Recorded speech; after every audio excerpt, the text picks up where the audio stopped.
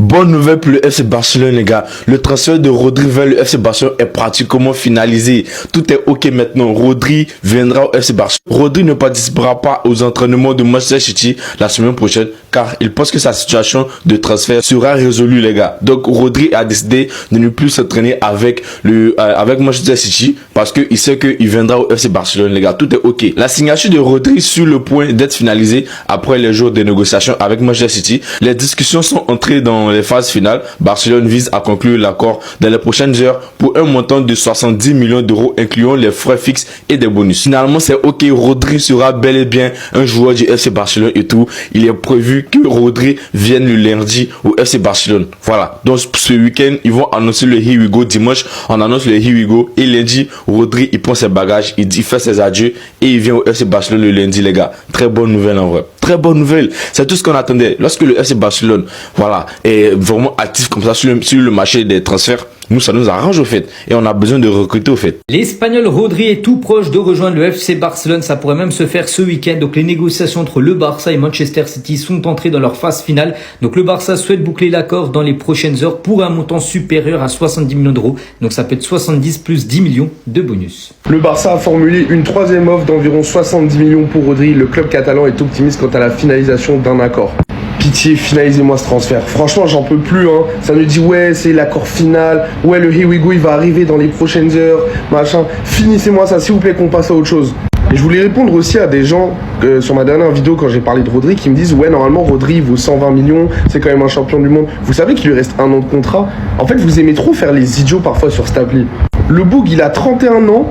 Il se blesse. Depuis 2 ans, il se blesse. Voilà, il fait que de se blesser et tout avec City. Il a 1 an de la fin de son contrat. Et genre, nous, on va poser 120 millions. Mais je crois que vous êtes des fous, en fait. Je jure que même 80 millions, pour moi, déjà, je les pose pas. Après, c'est pas moi qui gère le club. Donc, je sais que mon club de pitre, il va les poser si c'est 80 millions. Par contre, 120 millions, à un moment donné, les gars, faut aller se faire aussi. Sachant que je vous rappelle que Rodri, c'est pas un joueur prioritaire. C'est pas un poste où on a forcément besoin à 100% de base. Mais bon, tranquille. En fait, il y en a, ils veulent faire les imbéciles sur ce réseau, sur X, sur tout ce que vous voulez. Mais voilà, ça m'étonne pas du tout, en fait. Du nouveau concernant le cas Rodri, une troisième offre a été proposée. Voilà, on apprend ça juste après l'arrivée de Ferran au PSG. Donc voilà, écoutez, Ferran, tu vas pas nous manquer, Ferran, bref, c'est Rodri. City a rejeté 2 offres. Une de 50, une de 60. Ils sont gourmands, ils ont faim. Et là, du coup, il y a les négociations qui se poursuivent pour une troisième offre. Et j'espère que ce sera la dernière, parce qu'il faut arrêter les foutaises à un moment donné, qui va être entre 60 et 80 millions. Si la troisième offre passe pas, Deco, ça y est, stop. C'est le Eligno du montage. Les gars, il y a le mot optimisme. Je voulais en parler, mais ça pue la merde. Parce que Rodri, ok, c'est une pièce importante en mode si on le prend. Parce que en vrai, vous me parlez de nombre, mais Pedri, est-ce qu'il sera fiable? Est-ce que Gavi sera fiable? Bernal, pareil, parce que, enfin, les gars, voilà. De Jong, je le compte même pas dans l'équation. Casado, non plus. Donc on a du nombre, mais en vrai, en fiabilité, qui viennent au Barça, ok, qu'on y mette l'argent, ok. Mais j'espère que derrière, il y a il y a de l'argent qui reste pour investir, que ce soit pour Cancelo et un défenseur central. Parce qu'à la limite, jouer 109 dans ce Barça-là, vas-y, c'est faisable. Mais si on se renforce pas un minimum défensivement, les gars, on a pris 14 buts en phase de groupe, en Ligue des Champions. Et on n'a pas eu les adversaires les plus compliqués, hein. À 15 jours avant la fermeture du mercato, c'est officiel, le FC Barcelone n'a plus de numéro 9 dans son effectif. On apprend aujourd'hui que Ferran Torres quitte officiellement le Barça et rejoint le Paris Saint-Germain jusqu'en 2031. Donc le communiqué officiel du club, le Barça et le PSG parviennent à un accord pour le transfert de Ferran Torres au club français. On parle d'un transfert aux alentours des 50 millions d'euros, mais avec le départ de Lewandowski, avec le départ de Ferran Torres, actuellement le Barça a 0 numéro 9 pour la saison prochaine. Et du coup, Hansi Flick, les gars, va devoir prendre quand même des décisions. Si Alvarez venait à pas signer au club, il va falloir vraiment faire quelque chose au poste de numéro 9. Et Hansi Flick teste différentes solutions au poste de numéro 9 à l'entraînement ces derniers jours, tandis que le Barça continue d'attendre un attaquant naturel, bien sûr un 9 de pur métier, parce que ces trop-là, oui, peuvent jouer numéro 9, mais c'est plutôt des ailiers. Donc Lamine Yamal a été utilisé en position centrale, donc en faux numéro 9 à l'entraînement, tandis que Gordon et Adeyemi sont également capables de jouer dans l'axe.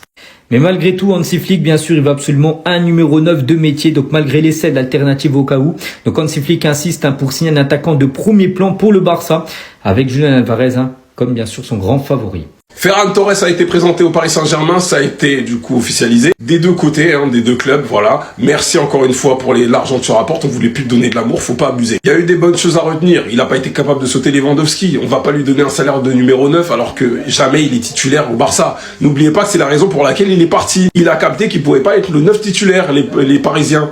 C'est pas un truc de sub de je sais pas quoi, parce qu'il va même pas être titulaire dans votre équipe. Soyons sérieux 2 minutes. Et il va apporter jusqu'en 2031, et puis voilà, basta, fin.